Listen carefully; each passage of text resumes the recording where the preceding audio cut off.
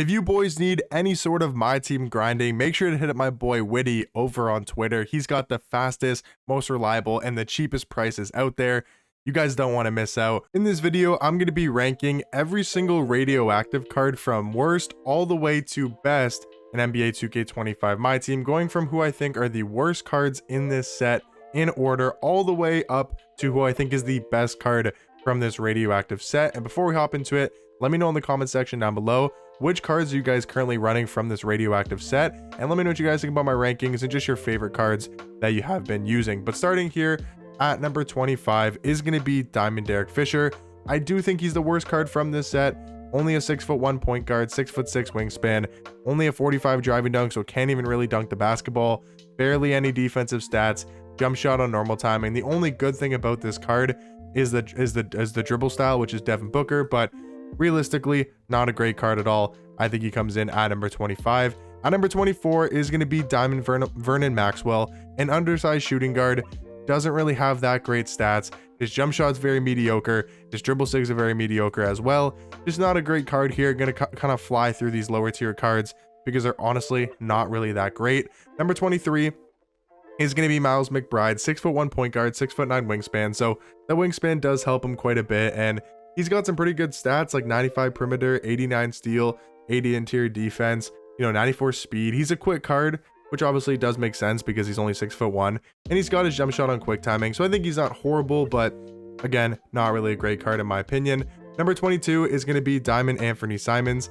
I think he's just a little bit better. Another smaller guard, only 6'3" at point guard, 6'9" wingspan, and no defense at all. And I think that's where this card really does lack because his offense is really good. Maybe not the greatest jump shot, but he's got some Darius Garland dribble sigs and, really good offensive stats. But I just don't think he can really play with this low of defense and no defensive badges. At number 21, though, is going to be Billy Owens. And this card would be a lot higher, being a 6'9" small shooting guard with a 7'1" wingspan. And the stats aren't that bad. The badges aren't that bad as well. But the fact that he literally got no animations, like this is just a default card animations wise, he has the worst jump shot in the game. He has no dribble sigs. I get he's a 6'9" shooting guard, but he literally can't do anything else besides probably dunk the basketball. At number 20 though is going to be Amethyst Aaron Wiggins, a 6'5" shooting guard, 6'10" wingspan. And the best way to describe this card is just mediocre. He's just a mid card. Like he doesn't really excel at anything necessarily, but he's also not necessarily bad at anything. He's got 2 good Hall of Fame shooting badges in Hall of Fame Limitless and Hall of Fame Set Shot, but other than that, doesn't really provide you much value. Number 19, it's a weird one to rank. I'm going to go Pink Diamond Taco Fall at number 19. He's a 7'5" center, 8'2" wingspan, one of the best player models in this game. We know Taco Fall in 2K, but they gave him 39 speed and 33 pointer. I know he's going to be a demon on the inside. I know he's going to be one of the best paint defenders. He's going to be unstoppable underneath the basket. The strength is really good. The standing dunk's really good. The block, the interior defense. I understand he's glitchy of a card, but you can't really use a card that has 39 speed, 25 agility. And they also gave him a really low vertical as well with a 45 vert. If he had a 3-ball, maybe you could get over it, but like he also can't shoot the 3, has no perimeter defense, has no playmaking.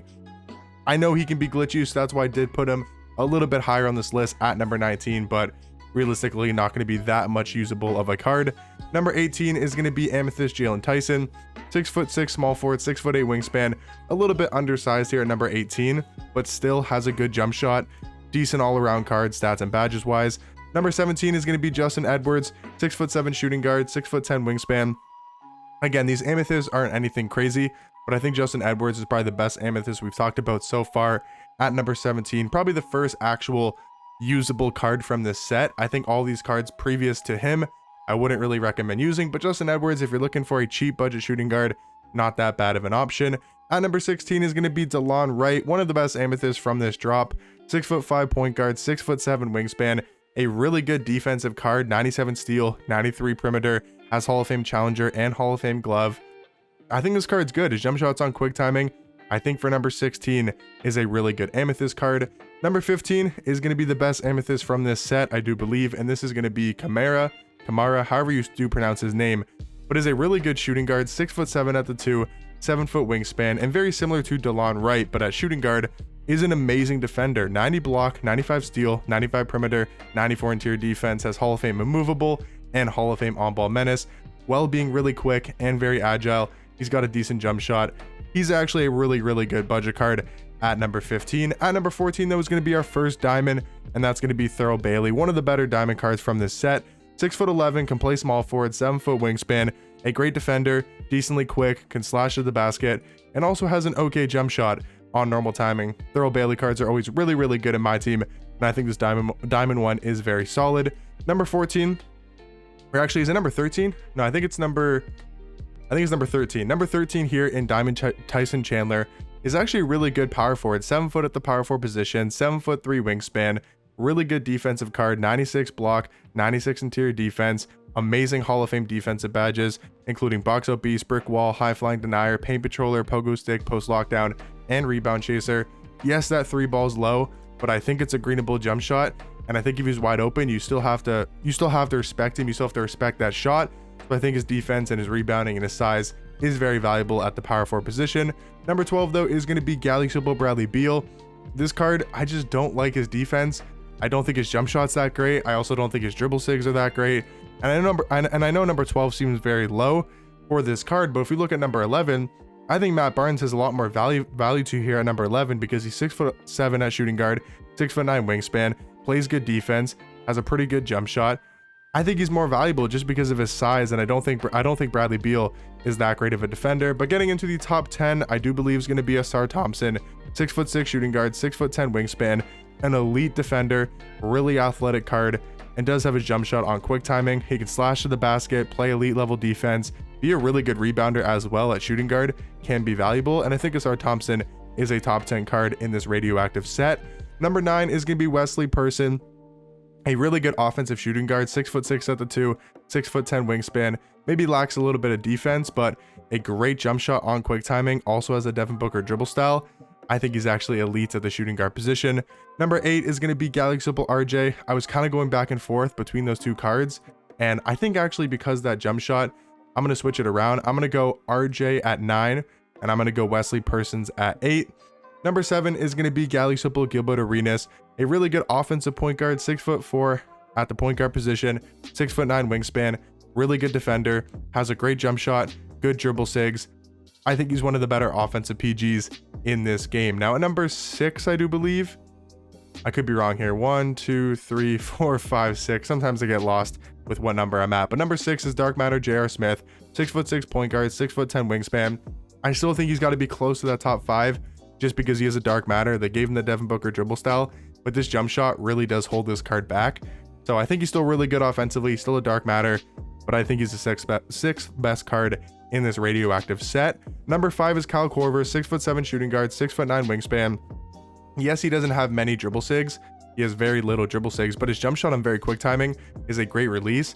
They gave him a good defense. He's a tall shooting guard, one of the best cards in this set. Now at number 4, I do think is Jonathan Bender, a 7-foot small forward, 7'4" wingspan, and his release on quick timing is absolutely butter. And this card in game plays like one of the best small forwards right now in my team. At number 3 is going to be Dark Matter Sean Kemp, 6'10" small forward, 7'1" wingspan. His stats and badges are a lot better than a card like Jonathan Bender, and his jump shot's also very good. He's got a little bit more dribble sigs, a little bit more movement, but I do think Sean Kemp and Jonathan Bender are very similar and are very close in ranking at the small forward position. But easily, guys, the two best cards from this drop are Dark Matter Ron Artest, who I was even debating putting over Shaq, because obviously the 100 overall is going to be the best card in the set.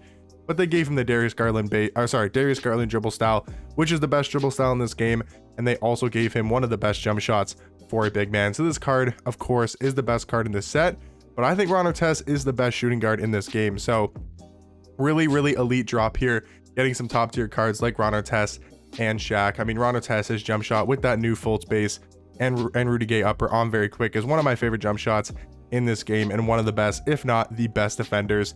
Unreal card at the shooting guard position. But yeah, guys, that's gonna be me ranking every single radioactive card from worst all the way to best. Let me know what you guys thought about the rankings. Let me know what you guys are your favorite cards from this radioactive drop, and I'll catch you guys in the next one. Peace.